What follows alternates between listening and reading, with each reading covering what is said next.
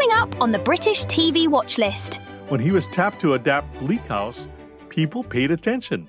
And what Davies did was brilliant.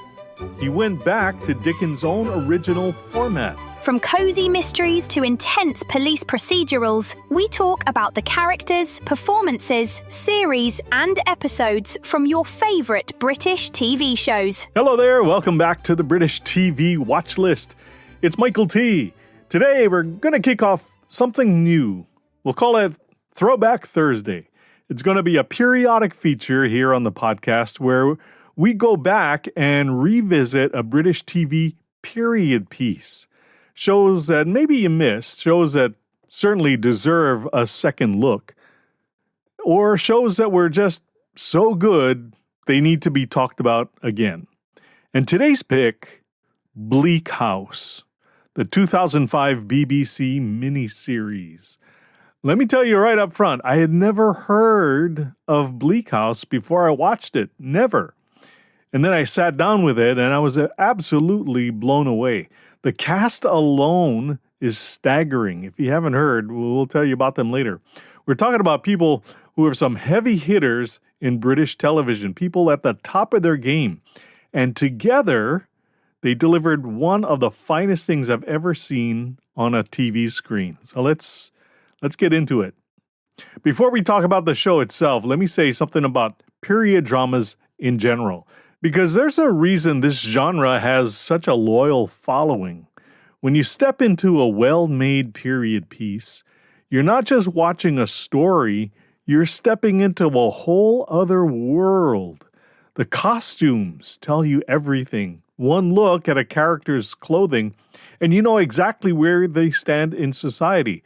A top hat and a tailored coat, power. A threadbare dress and worn shoes, struggle. You don't need a single line of dialogue. The wardrobe says it all. The sets and the props pull you in deeper. Candlelit drawing rooms with heavy drapes, cobblestone streets slick with rain, leather-bound ledgers stacked on dusty desks, the fog of London seeping through every window. You feel the weight of that world. And then there's the behavior. The way people talk to each other, the rules about who can speak first, who sits, who stands, who has to look away. There's a whole social code running underneath every conversation. And when someone breaks the code, everything shifts. That tension, that world, that detail. Period dramas take us back to simpler times. They appeal to our sentimentality. That's why we keep coming back to period dramas. To understand Bleak House, we need to understand the man who wrote it. Charles Dickens, born February 7th, 1812 in Portsmouth, England. He died June 9th, 1870.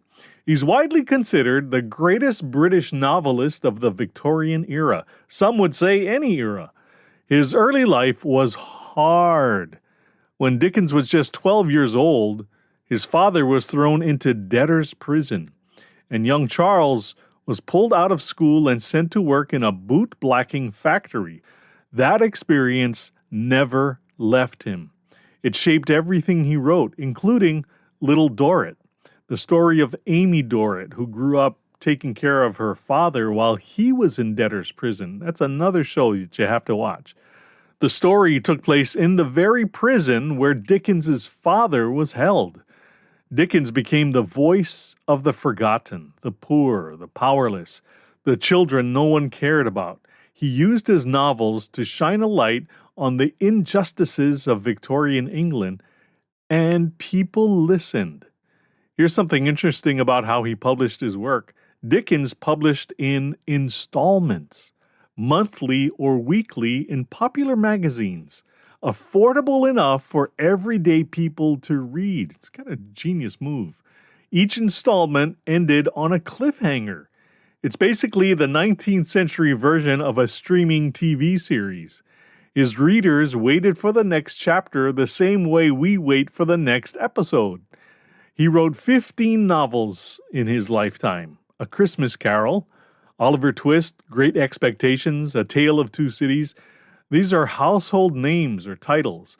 But one of his most ambitious works was Bleak House, published in serial form from 1852 to 1853, a sharp, savage attack on the English legal system.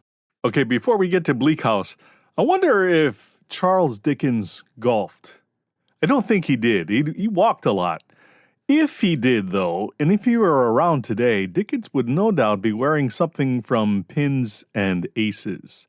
Their polos are all that lightweight four-way stretch SPF built-in stuff. Sounds like something Dickens would wear. The kind of gear where you pick up and you immediately think, oh, this would actually make sense on a golf course. Their designs, too, you can go classic or you can roll up in a giraffe print and pretend it was a strategic choice. I don't know about that. We'll have to think that one through. Hey, if you want to poke around, it's pinsandaces.com. Use my promo code BTVW1 and you get a 21% discount when you check out. In full transparency, I get a commission when you use it, so you save money and you help me out at the same time. Go browse pinsandaces.com. Upgrade your golf vibe a little bit, and you don't have to be a golfer to shop there. pinsandaces.com. Use the promo code BTVW1. Bleak House is set in Victorian England, mid-19th century London, a London that's both magnificent and miserable. On one side of the city, you have the aristocracy, grand country estates, marble floors, servants everywhere, dinner parties where the silverware alone costs more than most people earn in a year. The upper class lived in a world of rigid formality. Reputation was everything. A secret, if exposed, could destroy a family instantly. On the other side, you have the poor, muddy streets, cramped tenements, children working jobs no child should have to work, and hovering over all of it, the Court of Chancery, England's equity court, a legal institution so slow, tangled, and expensive to navigate that cases could drag on for generations. Fortunes were eaten alive, not by the opposing party, but by the lawyers themselves. Dickens was infuriated by it all. Bleak House was his response, and it helped fuel the legal reforms of the 1870s. At the center of everything is a legal case, Jarndyce versus Jarndyce. It's an inheritance dispute that has been grinding through the Court of Chancery for so long that no one alive even remembers when it started. Multiple wills, competing claims, and a fortune hanging in the balance. That case pulls together a remarkable web of characters. There's young orphan Esther Summerson, bright, capable, and kind. She's been taken in by a wealthy man named John Jarndyce, officially as a companion and housekeeper, but she becomes the heart of the entire story. Esther carries a secret about her own past, and as the series unfolds, that secret connects to everything. John Jarndyce himself is one of the Dickens' great good men, generous, principled.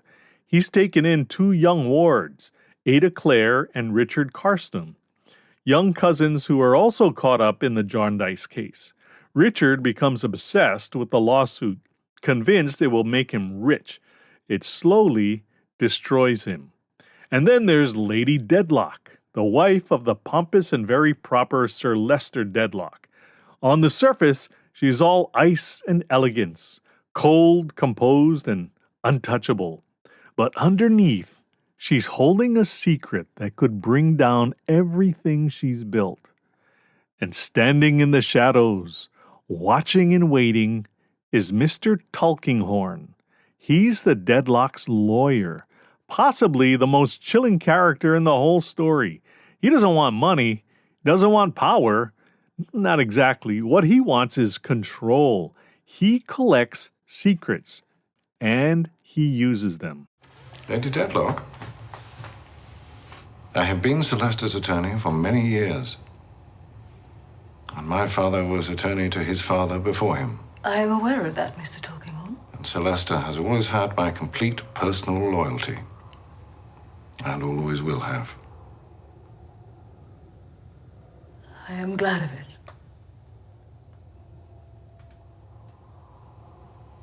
Whatever the consequences to others. Mix in a street boy named Joe who witnesses something he shouldn't have.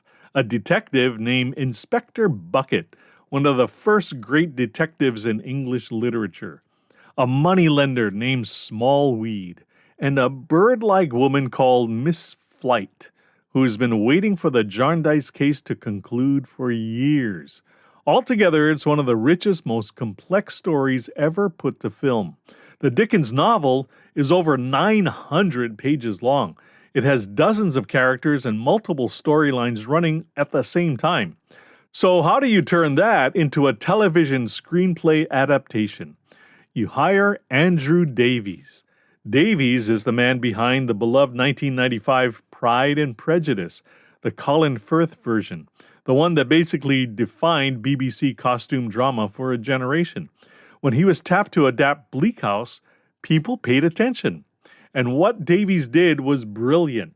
He went back to Dickens' own original format, the installment model. The series aired in 15 half-hour episodes in the autumn of 2005, twice a week, with each episode ending on a cliffhanger, just like the original serialization. It had the pace and energy of a soap opera, combined with the craft and ambition of prestige drama. How does it differ from the book? A few key ways. The novel is narrated partly by Esther in the first person, and partly by an anonymous third-person narrator. That literary split doesn't translate easily to television, so Davies drops it and moves in a more cinematic direction. Some scenes were created for the adaptation, and the dialogue is largely Davies' own, though Dickens' key catchphrases for the characters survive. One interesting note, Dickens used fog as a